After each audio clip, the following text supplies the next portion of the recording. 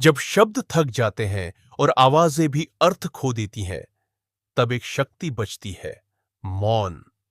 आज मैं आपको ले चलूंगा बुद्ध के उस मौन की ओर जिसने गालियों को करुणा में बदला, क्रोध को शांति में और युद्ध को ध्यान में। यह कोई साधारण कहानी नहीं, यह एक ऐसी यात्रा है जहां हर पड़ाव पर तुम स्वयं से मिलते हो। तो चलिए उतरते हैं उस मौन में जो सबसे बड़ी शक्ति है। मौन ही सबसे बड़ी शक्ति है। गौतम बुद्ध की प्रेरणादायक कहानी। गौतम बुद्ध अपने शिष्यों के साथ एक गांव में गए। गांव के लोग बुद्ध के विरोधी थे। जैसे ही बुद्ध वहां पहुंचे, लोगों ने उनका अपमान करना शुरू कर दिया। अपशब्द कहे, पत्थर फेंके, गालियां दी। बुद्ध चुपचाप खड़े रहे, मुस्कुराते रहे। उनके शिष्यों में आक्रोश था, पर उन्होंने कुछ नहीं कहा। रात हुई, गांव के बाहर सब रुके। एक शिष्य ने पूछा, भगवान, आपने कुछ कहा क्यों नहीं? उन्होंने अपमान किया, गाली दी, पत्थर मारे। आप चुप क्यों रहे? बुद्ध बोले, यदि कोई तुम्हें उपहार दे और तुम उसे स्वीकार न करो, तो वह उपहार किसका रहेगा? शिष्य बोला, देन वाले का।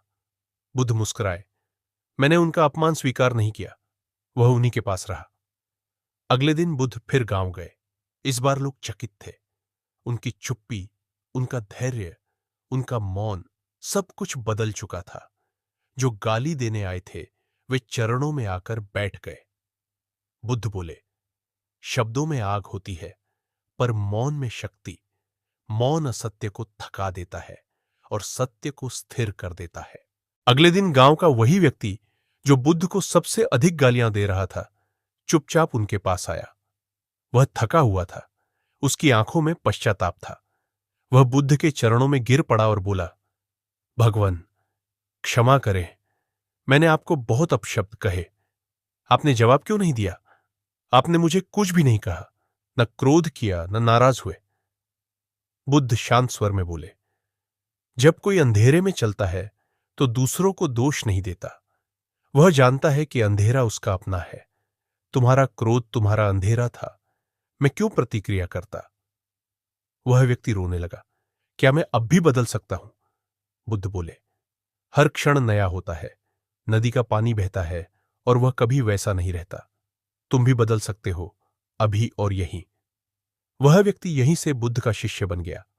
बुद्ध ने अपने शिष्यों की ओर देखा और कहा, जो मौन में टिक सकता है, वह संसार को जीत सकता है। क्योंकि मौन में न अहंकार होता है, न घृणा, बस शांति होती है, और वही सच्चा बल है। मौन, जहां शब्द समाप्त होते हैं, वहीं आत्मा बोलती है। यही बुद्ध का संदेश था। मौन ही सबसे बड़ी शक्ति है। उस दिन के बाद वह व्यक्ति, जो पहले बुद्ध का विरोधी था, अब सबसे आगे बैठकर ध्यान करता। एक दिन ध्यान के उपरांत उसने बुद्ध से पूछा, भगवान, जब मैं मौन होता हूं तो भीतर बहुत कुछ बोलता है। पश्चाताप, दुख, स्मृतियां।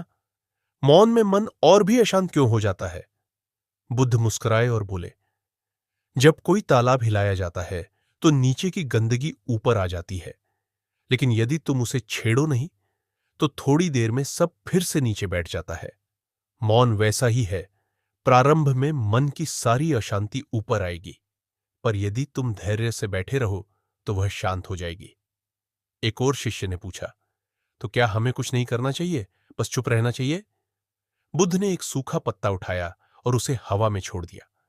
पत्ता धीरे धीरे नीचे गिरा और भूमि पर स्थिर हो गया। बुद्ध बोले, देखो, पत्ता कुछ नहीं करता, बस स्वयं को समर्पित कर देता है। मौन भी समर्पण है, विचारों का नहीं, नियंत्रण का नहीं, सिर्फ जागरूक उपस्थिति का। जब तुम सच में मौन हो जाते हो, तब तुम स्वयं को पहचानने लगते हो। उस दिन के बाद उनके कई शिष्यों ने गहराई से मौन की साधना शुरू की। उन्होंने बोलना कम कर दिया और सुनना अधिक। गांव में बदलाव आने लगा। जहां पहले विरोध था, वहां अब शांति थी। जहां पहले शब्दों से चोट पहुंचाई जाती थी, अब मौन से लोगों का हृदय छूने लगा। और तब बुद्ध ने अंतिम बात कही, एक तलवार भी किसी को तब तक नहीं काट सकती जब तक कोई उसे हाथ में न ले। वैसे ही कोई भी शब्द तुम्हें तब तक चोट नहीं पहुंचा सकता जब तक तुम उसे स्वीकार न कर लो। मौन में रहो, वही तुम्हारी ढाल है, वही तुम्हारी शक्ति। मौन, जहां तुम स्वयं से मिलते हो और फिर संपूर्ण संसार बदल जाता है। समय बीतता गया। गांव के लोग अब बुद्ध के अनुयायी बन चुके थे। जहां पहले गालियां गूंजती थीं, वहां अब प्रतिदिन ध्यान, शांति और करुणा की बातें होती थीं। एक दिन बुद्ध गांव छोड़ने वाले थे। सब लोग उनके चरणों में बैठ गए। वहीं पहले वाला व्यक्ति, जो अब एक गहरा साधक बन चुका था, धीरे से बोला, भगवान, आप जा रहे हैं, पर एक प्रश्न अब भी शेष है। बुद्ध ने उसकी ओर देखा और सिर हिलाया। वह बोला, मैंने आपको मौन में स्थिर देखा, पर जब संसार जल रहा हो, अन्याय हो रहा हो, तब क्या मौन ठीक है? बुद्ध ने मुस्कुराते हुए पास की दीपक की लौ की ओर इशारा किया और बोले, यह दीपक कुछ नहीं कहता, पर उसका प्रकाश अंधकार को मिटा देता है। मौन का अर्थ यह नहीं कि तुम कुछ नहीं करते। मौन का अर्थ है कि तुम भीतर से शुद्ध हो जाओ, ताकि जो भी करो वह करुणा से हो, न कि क्रोध से। उन्होंने आगे कहा, जब तुम मौन हो जाते हो, तब तुम्हारे कर्म ही तुम्हारे शब्द बन जाते हैं। मौन व्यक्ति का हर कार्य, हर दृष्टि, हर स्पर्श स्वयं एक संदेश बन जाता है। वह व्यक्ति बोला, तो क्या सच्चा मौन परिवर्तन ला सकता है? बुद्ध बोले, तुम स्वयं इसका प्रमाण हो। तुम्हारा मौन तुम्हारे भीतर की आग को शांत कर चुका है, और अब वही मौन गांव की शांति बन गया है। शब्द सीमित है, मौन अनंत है। जहां शब्द विफल हो जाते हैं, मौन वहीं से बोलता है, और वही मौन सच्चा उत्तर बन जाता है संसार के हर प्रश्न का। बुद्ध उठे, लोगों ने प्रणाम किया। वे चले गए, पर गांव में मौन रह गया। वह मौन जो अब डर नहीं था, पर बल था। वह मौन जो अब कमजोरी नहीं, पर जागरूकता बन चुका था। मौन जो कई कोई जो भीतर उतर जाए, वो बाहर की सारी अशांति को शांति में बदल देता है। यही बुद्ध का अंतिम संदेश था। बुद्ध उस गांव से आगे बढ़ गए, पर उनके मौन का प्रभाव वहां गहराता गया। गांव में अब एक शांत कुआं था, जहां लोग बैठकर ध्यान करते थे। बच्चे शोर नहीं मचाते, बल्कि वृक्षों की छांव में बैठकर कहानियां सुनते। बुद्ध की मौन की कहानियां। जिस व्यक्ति ने पहले बुद्ध को गालियां दी थीं, अब उसका नाम सब सम्मान से लेते, महाशांति। उसका मौन इतना गहरा था कि लोग उसके पास सिर्फ बैठने से ही शांत हो जाते। एक दिन एक व्यापारी उस गांव में आया। उसने देखा कि कोई भी ऊंचे स्वर में नहीं बोलता, कोई विवाद नहीं करता, सब कुछ शांति में बहता है। वह चकित हुआ। उसने महाशांति से पूछा, ये कैसा गांव है? न कोई लड़ता है, न कोई बहस करता है। ये चमत्कार कैसे हुआ? महाशांति मुस्कुराया और धीरे से बोला, यह कोई चमत्कार नहीं, ये मौन का परिणाम है। एक समय था जब मैं भी आग था, पर बुद्ध आए और उन्होंने कुछ नहीं कहा, बस मौन रहे, और उसी मौन ने मेरी सारी आग बुझा दी। व्यापारी बोला, परंतु ये तो कायरता है। जब कोई तुम्हें अपमान करे तो जवाब देना चाहिए।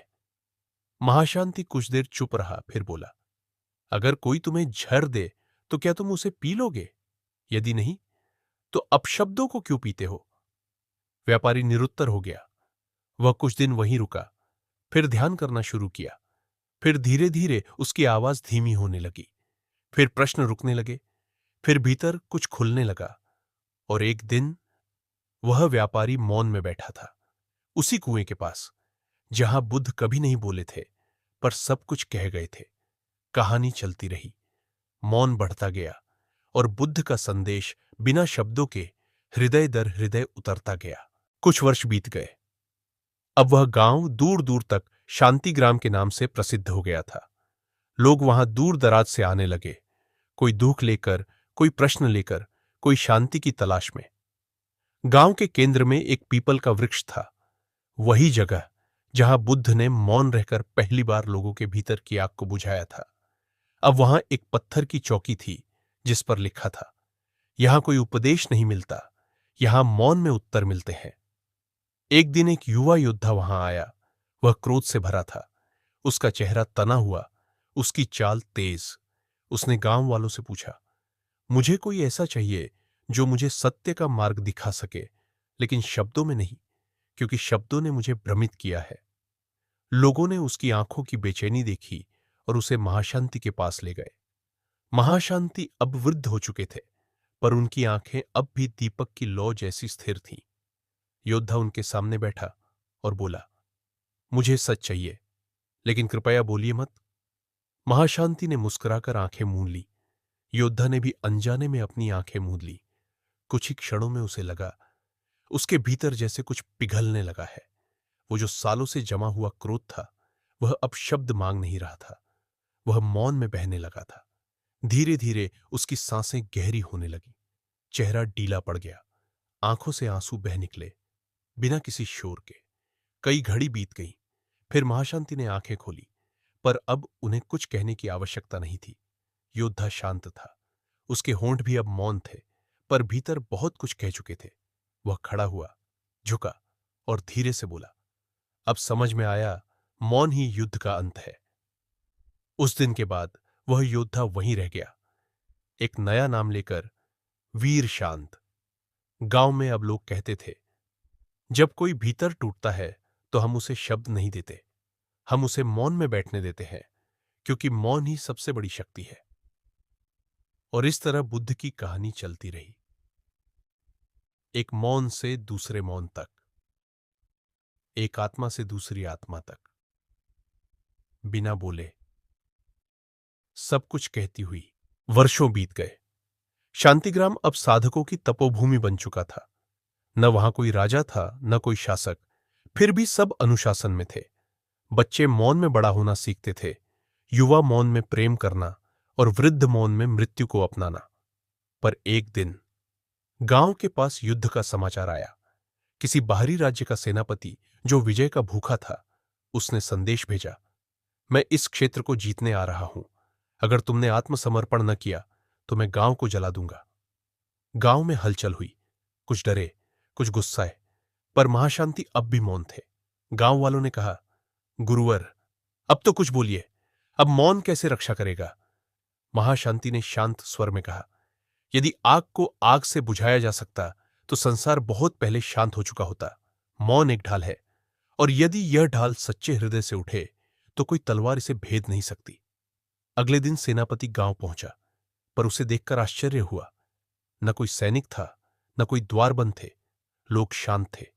बच्चे ध्यान कर रहे थे, युवा कुएं पर जल भर रहे थे। महाशांति उसी पीपल के नीचे ध्यानस्थ बैठे थे। सेनापति चिल्लाया, मैं इस गांव को राख कर सकता हूं। कोई उत्तर नहीं आया। वह महाशांति के पास पहुंचा और तलवार निकालते हुए बोला, क्या तुम जानते नहीं मैं कौन हूं? मैं तुम्हें काट सकता हूं और पलक झपकते गांव को मिटा सकता हूं। महाशांति ने धीरे से आंखें खोली। एक क्षण चुप रहकर बोले, और क्या तुम जानते हो मैं कौन हूं? मैं वह हूं जिसे तुम काट नहीं सकते। मैं वह हूं जो मिटता नहीं, क्योंकि मैं मौन हूं। उस क्षण सेनापति की तलवार कांपने लगी। उसकी पकड़ ढीली हुई और उसका हाथ नीचे गिर गया। उसने पहली बार देखा एक ऐसा चेहरा जो न डरता था, न क्रोधित था, बस शांत था। वह घुटनों पर बैठ गया। उसकी आंखें भीग गईं। वह बोला, मैंने सैकड़ों नगर जीते हैं, पर आज मैं पराजित हुआ हूं, क्योंकि आज मैंने मौन को देखा है। उस दिन सेनापति वहीं रुक गया।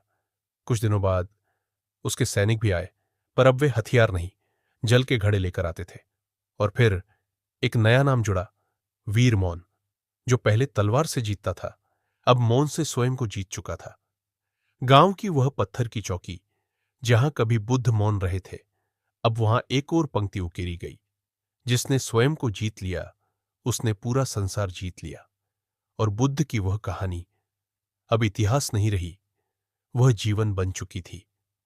हर सांस में, हर मौन में समय की नदी बहती रही।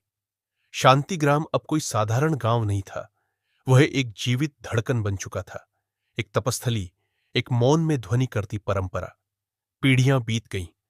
महाशांति, वीर शांत, वीर मौन, सभी अब देह से विदा हो चुके थे, पर उनके मौन की गूंज वटवृक्षों के पत्तों में सुनाई देती थी, तालाब की लहरों में झलकती थी, और सबसे अधिक मनुष्य के भीतर उठते उस मौन में बोलती थी, जब कोई स्वयं से पहली बार मिलता था। एक नई पीढ़ी।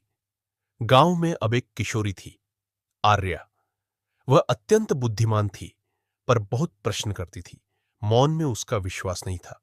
वह कहती, मौन अच्छा है, पर क्रांति शब्दों से आती है। मौन सब कुछ नहीं, कभी कभी चुप रहना कायरता भी हो सकती है। गांव के बुजुर्ग मुस्कुराते और उसे वही कुआं दिखाते जहां सब ध्यान करते थे। वो कुएं के पास बैठती, पर कुछ देर में ऊब जाती। उसका मन कहता, ये सब थम जाना, रुक जाना, ये जीवन नहीं। एक दिन एक अजनबी गांव आया। उसका शरीर झुलसा हुआ था, चेहरा थका हुआ, पर आंखों में ज्वाला थी। वह घायल था पर शांत। वह आर्य के पास बैठा, कुछ नहीं बोला। आर्या ने पूछा, तुम कौन हो? वह चुप रहा। क्या तुम्हारे पास कहने को कुछ नहीं? वह अब भी मौन रहा। 3 दिन तक वह कुछ नहीं बोला। 3 दिन तक वह रोज उस कुएं के पास ध्यान करता रहा। 3 दिन तक आर्या उसे देखती रही, चुप, स्थिर, फिर भी भीतर से गूंजता हुआ। चौथे दिन आर्या खुद उस कुएं के पास जा बैठी। वह पहली बार कुछ कहे बिना बैठी रही, और मौन में उसने एक कंपन अनुभव किया, जैसे कोई छुपा हुआ सत्य उसके भीतर खुल रहा हो। वह उस अजनबी की ओर मुड़ी और कहा, अब मैं समझी, मौन कोई डर नहीं, यह साहस है, क्योंकि मौन में तुम अपने भीतर उतरते हो, जहां सबसे कठिन युद्ध होता है। अजनबी ने पहली बार आंखें खोली। उसकी दृष्टि शांत थी। वह बोला, तुम तैयार हो? अब तुम वो बन सकती हो जो फिर से इस मौन को आगे बढ़ाए। और फिर गांव के केंद्र में एक नया नाम जुड़ा, आर्य मौन, जो शब्दों से संघर्ष करती थी और मौन से जीत गई। उस दिन से शांतिग्राम की परंपरा फिर जागी। अब एक नई पीढ़ी मौन को क्रांति समझने लगी, और बुद्ध की कहानी अब वह सिर्फ इतिहास नहीं थी। अब वह आर्य की मुस्कान में थी, कुएं की लहरों में थी, हर मन में थी जहां मौन पहली बार बोला करता है। और यह कहानी अब भी चल रही है, क्योंकि मौन कभी समाप्त नहीं होता। सालों बीत गए। आर्यमौन अब पूरे क्षेत्र में आदर का नाम बन चुकी थी। न वह किसी आसन पर बैठी थी, न स्वयं को गुरु मानती थी। फिर भी जब वह मौन होती तो 100 लोग उसे इक्कतक निहारते, जैसे मौन उसकी उपस्थिति से नया अर्थ पा जाता था। गांव के उस पीपल वृक्ष के नीचे, जहां बुद्ध का मौन जन्मा था, अब रोज युवा और वृद्ध, स्त्री और पुरुष, बालक और साधु सभी एकत्र होते। वे आर्य से कुछ पूछना चाहते, पर वे जानते थे यहां उत्तर मौन में मिलते हैं, शब्दों में नहीं। एक दिन एक बड़ा सवाल गांव में उठ खड़ा हुआ। पास के नगर में एक नया शासक आया था, क्रूर और स्वार्थी। उसने आदेश दिया कि शांति ग्राम से कर वसूला जाएगा, वरना गांव उजाड़ दिया जाएगा। लोगों में भय फैल गया। कुछ बुजुर्गों ने कहा, हमें झुक जाना चाहिए। कुछ युवाओं ने कहा, हमें लड़ना चाहिए। पर सबकी निगाहें अंततः एक ही ओर मुड़ी, आर्य मौन। वह चुप थी। कई घंटों तक कोई उत्तर नहीं आया। फिर वह उठी, कुएं के जल को दोनों हाथों से उठाया, आकाश की ओर देखा, फिर भूमि पर धीरे से वह जल गिरा दिया। सब स्तब्ध थे। एक बालक ने धीरे से पूछा, यह क्या था? आर्य मुस्कुराई और पहली बार बोली, यह था उत्तर। यदि हम आकाश की ऊंचाई को अर्पित हो और धरती की विनम्रता को स्वीकार करें, तो कोई भी बाहरी शक्ति हमें तोड़ नहीं सकती। हम न झुकेंगे, न लड़ेंगे। हम मौन रहेंगे, पर यह मौन अब निष्क्रिय नहीं होगा। यह मौन जागृत होगा। हम नगर जाकर स्वयं राजा से मिलेंगे, पर मौन में। और फिर अगली सुबह गांव के 100 लोग आर्या के साथ नगर पहुंचे। सब सफेद वस्त्रों में थे, आंखें झुकी हुई थीं, पर चेहरों पर ऐसी स्थिरता थी जिसे देखकर नगर की गलियां भी शांत हो गईं। राजा के दरबार में वे सभी बिना बोले खड़े रहे। राजा ने पूछा, क्या तुम डर कर आए हो? आर्या ने सिर हिलाया, नहीं मैं। राजा चिढ़ा, तो बोलते क्यों नहीं? आर्या ने हाथ जोड़े, फिर भूमि पर बैठ गई। बाकी सभी भी बैठ गए, पूर्ण मौन में। यह मौन कुछ क्षणों में दरबार के शब्दों को चूसने लगा। सारे मंत्री धीरे धीरे शांत हो गए। राजा का चेहरा कठोर था, पर उसकी सांसें बदलने लगी। उसने गद्दी से उठकर पूछा, क्या तुम कुछ मांगने नहीं आए? आर्या ने धीरे से भूमि से एक मिट्टी उठाई और उसकी ओर बढ़ा दी। हम कुछ नहीं मांगते, हम बस स्मरण कराना चाहते हैं कि यह धरती, यह जल, यह जीवन किसी एक का नहीं है। यदि हम मौन हैं, तो इसका अर्थ यह नहीं कि हम निर्बल हैं। हम मौन हैं क्योंकि हम भीतर से संतुलित हैं। राजा कांप उठा। उसने अपने राज्य में पहली बार ऐसा विरोध देखा था, बिना हथियार के, बिना नारा लगाए, बिना एक शब्द बोले। और फिर भी जिसे कोई हरा नहीं सका।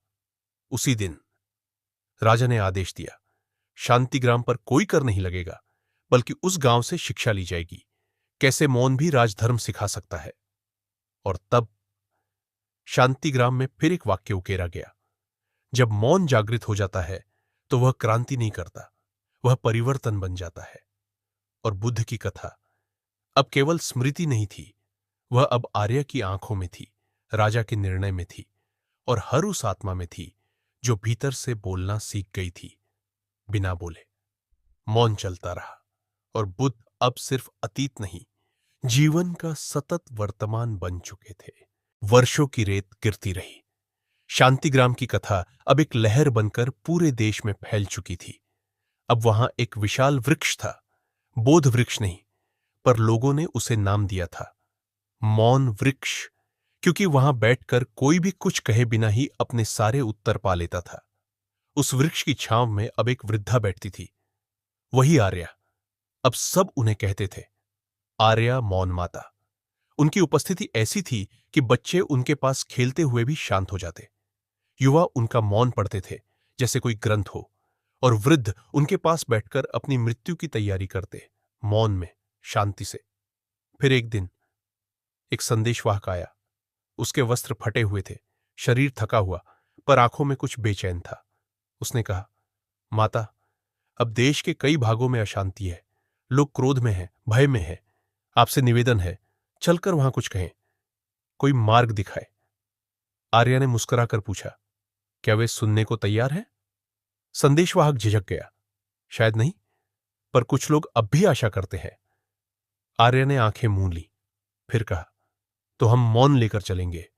जहां शब्द काम नहीं करते, वहां मौन दीपक बन जाता है। एक अंतिम यात्रा। आर्या ने अपनी यात्रा शुरू की।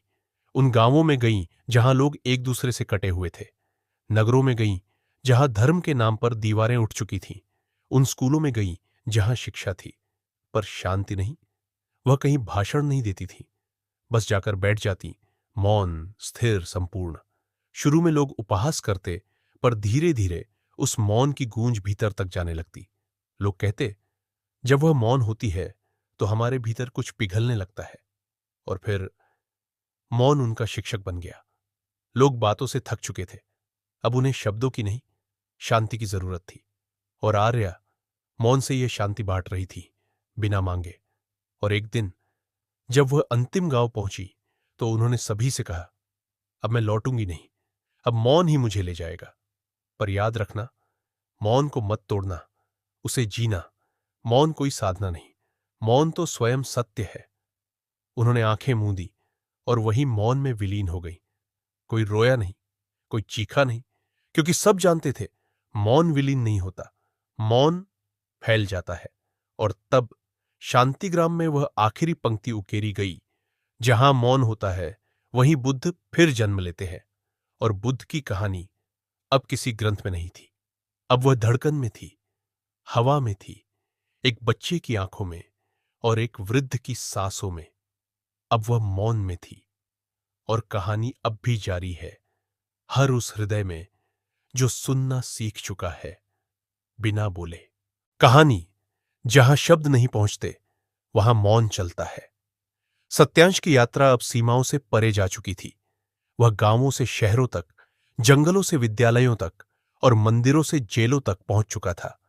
कहीं वह मौन में बैठता, कहीं बस किसी की आंखों में देखता, और लोग अपने भीतर कुछ टूटता हुआ महसूस करते, फिर कुछ जुड़ता हुआ भी। एक दिन सत्यांश एक भीड़ भरे नगर में पहुंचा, जहां हर कोई बोल रहा था। नेता मंचों पर, गुरु अपने प्रवचनों में, जनता अपने विरोध में, और कोई किसी को सुन नहीं रहा था। वह नगर वर्षों से हिंसा से पीड़ित था। धर्म, जाति, भाषा, हर नाम पर यहां दीवारें बनी थीं। सत्यांश ने किसी से कुछ नहीं मांगा, बस एक चौराहे पर आकर बैठ गया, आंखें मूंद कर। पहले लोग हंसे, फिर भीड़ इकट्ठी हुई, फिर कुछ कैमरे आए और फिर कुछ सवाल, पर वह बैठा रहा, मौन, स्थिर, गहरा। तीसरे दिन एक बच्चा आया और उसके पास चुपचाप बैठ गया। फिर उसकी मां आई, उसने बेटे को बुलाया, पर वह नहीं हिला। फिर उस मां ने भी बैठना शुरू कर दिया। फिर एक वृद्ध आया, फिर एक पुलिस अधिकारी, फिर एक धार्मिक नेता, फिर वही नगर जहां शब्दों से तलवारें निकलती थीं, अब एक वृत्त बना, मौन का। लोग बिना बोले एक दूसरे की आंखों में देखने लगे और वहां उन्हें कोई भिन्नता नहीं दिखी, सिर्फ मानवता दिखी, करुणा दिखी। फिर सत्यांश ने अपनी आंखें खोली और पहली बार वहां बोला, आवाज इतनी धीमी कि भीड़ भी सांस रोककर सुनने लगी। तुमने मुझे मौन में स्वीकार किया, अब तुम स्वयं को मौन में देख पा रहे हो। यही है असली दर्शन, जहां तुम स्वयं से टकराते नहीं बल्कि उसे देख पाते हो। एक युवा ने हाथ जोड़कर पूछा, क्या मौन से दुनिया बदली जा सकती है? सत्यांश मुस्कुराया, दुनिया नहीं बदलेगी, तुम बदलोगे, और जब तुम बदलोगे तो तुम्हारे मौन में एक नई दुनिया जन्म लेगी। और तब उस नगर की दीवारों पर पहली बार किसी ने रंग से नहीं, चुपचाप कोयले से कुछ लिखा। यह नगर अब मौन को जान चुका है। हम अब चिल्लाकर नहीं लड़ेंगे, हम शांत रहकर समझेंगे। और फिर सत्यांश वहां से भी आगे बढ़ गया, पर पीछे छोड़ गया एक लौ, एक परंपरा, मौन वृत्ति, जिसमें न कोई दीक्षा थी न व्रत, बस एक नियम। हर सप्ताह एक दिन सिर्फ मौन, कोई शब्द नहीं, बस देखना, सुनना, महसूस करना। यह आंदोलन नहीं था, यह आत्म जागरण था। और अब सत्यांश कोई नाम नहीं था, वह एक चलती हुई परंपरा बन गया था, जो समय समय पर जन्म लेती है। जब जब दुनिया शोर में डूबने लगे, तब तब मौन किसी चेहरे में उतर आता है और वह फिर से शुरू हो जाती है, बुद्ध की वही पुरानी नई जीवित कहानी। अब यह सिर्फ शांतिग्राम की नहीं रही, यह अब तुम्हारे नगर, तुम्हारे मन, तुम्हारे घर की कहानी है। अब अगला मौन किस में जन्म लेगा, कौन अगला आर्य होगा या अगला सत्यांश? शायद तुम हो, क्योंकि यह कहानी अब भी चल रही है और तब तक चलेगी जब तक एक भी हृदय मौन को समझना चाहेगा। मौन ही सबसे बड़ी शक्ति है, क्योंकि वही अंत में बचता है। समाप्त नहीं, बस मौन। सत्यांश की यात्रा अब भी जारी थी। वह किसी गांव में एक बच्चा बनकर प्रकट होता, किसी शहर में एक शिक्षक की आंखों में मौन बनकर चमकता, या किसी बूढ़े योगी के अंतिम श्वास में गूंजता। पर कोई उसे पहचान नहीं पाता, क्योंकि अब वह कोई व्यक्ति नहीं रह गया था। वह अब एक चेतना था, एक नई भूमिका। अब मौन केवल बैठने की विधि नहीं थी, अब वह कला बन चुका था। चित्रकार अब बिना आकृति के चित्र बना रहे थे और लोग कहते थे, इसमें शोर नहीं है, बस शांति है। संगीतकार मौन के बीच सुरों को खोजने लगे थे। एक विद्वान ने कहा, मौन अब पाठशालाओं में नहीं, अंतरात्मा की दीवारों पर पढ़ाया जाना चाहिए। और फिर एक दिन एक युवा तकनीकी इंजीनियर ने एक प्रश्न पूछा, क्या हम इस मौन को डिजिटल बना सकते हैं? लोग हंसे। मौन और डिजिटल, मौन तो आत्मा की भाषा है। पर सत्यांश, जो अब उस युवा के भीतर विचार बनकर बैठा था, मुस्कुराया और मौन को डिजिटल कर दिया गया। प्रोजेक्ट मौननेट शुरू हुआ, एक ऐसा ऑनलाइन स्थान जहां लोग दुनिया भर से जुड़ते थे, बिना बोले, बिना लिखे, सिर्फ मौन में साथ बैठने के लिए। लोगों ने पहली बार अनुभव किया, हम स्क्रीन पर देख नहीं रहे, हम भीतर उतर रहे हैं, साथ साथ। अब मौन शहरों में था, कंप्यूटर की स्क्रीन पर था, डिजिटल ध्यान कक्षों में था, और धीरे धीरे हर उस जगह में फैल रहा था जहां अब तक सिर्फ आवाजें थीं। और तब एक दिन प्रोजेक्ट मॉननेट के प्रथम वर्षगांठ पर सभी उपयोगकर्ताओं को एक ही संदेश मिला। कोई टेक्स्ट नहीं, कोई वीडियो नहीं, सिर्फ 30 सेकंड का एक शांत स्क्रीन, जहां केवल एक वाक्य मौन में उभर रहा था, अब मौन तुमसे बाहर नहीं, अब मौन तुम हो। और तब लाखों लोगों ने उसी क्षण अपने डिवाइस बंद कर दिए। न कोई क्लिक किया, न कोई रिएक्ट, बस मौन फैल गया, आंखों से, मन से, अंतर से।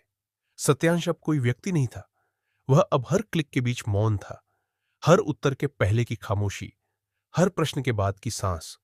और अब यह कहानी लिखने वाला भी शब्दों के अंतिम छोर पर खड़ा है। मैं नहीं जानता तुम कौन हो, पर यदि तुम अब तक पढ़ते आए हो, तो तुम में भी वह मौन जाग चुका है जो शांतिग्राम से चला था, जो बुद्ध के अधरों से फिसला था, जो आर्य की आंखों में थमा था, जो सत्यांश के मौन में बसा था, और अब तुम्हारे भीतर बोल रहा है। अब क्या तुम तैयार हो? शब्द छोड़कर मौन होने के लिए, मुक्त होने के लिए, क्योंकि मौन कभी कहानी नहीं था। मौन तो स्वयं पाठक था, लेखक था और जीवन था। अब इस कहानी को तुम जियो, क्योंकि अगली पंक्ति अब तुम्हें लिखनी है मौन में। और यही है बुद्ध की सबसे सच्ची, सबसे जीवित अनंत कथा। वह दिन एक साधारण दिन था, ना कोई पर्व, ना कोई घोषणा, पर शांतिग्राम की दिशाओं में एक असाधारण कंपन था, क्योंकि आज पहली बार मौन वृक्ष के नीचे कोई नहीं बैठा था, और फिर भी वहां एक गहरा मौन उपस्थित था, जैसे कोई अदृश्य उपस्थिति सबको आलिंगन में लिए बैठी हो। उसी समय कहीं दूर एक युवती एक छोटे से कमरे में ध्यानस्थ बैठी थी। उसका नाम था एकलया। वह कभी शांतिग्राम नहीं गई थी, न उसने बुद्ध को पढ़ा था, न सत्यांश का नाम सुना था, पर उसके भीतर एक स्पर्श था, कोई अनदेखी विरासत जो चुपचाप उसकी सांसों में बह रही थी। जब वह मौन होती तो उसे लगता, मैं किसी और की यादें जी रही हूं, जैसे कोई कथा मेरे भीतर अधूरी रह गई थी। एक रात वह स्वप्न में एक वृक्ष के नीचे खड़ी थी। वहां 4 आकृतियां थीं, एक दीप्त बुद्ध, एक गहरे नेत्रों वाले वृद्ध महाशांति, एक तेजस्वी स्त्री आर्या और एक बालक जो वृद्ध भी लगता था, सत्यांश। उन्होंने कुछ नहीं कहा, पर उनकी मौन दृष्टि ने कहा, अब तुम्हारी बारी है, क्योंकि हर युग में मौन को एक नए शरीर की जरूरत होती है।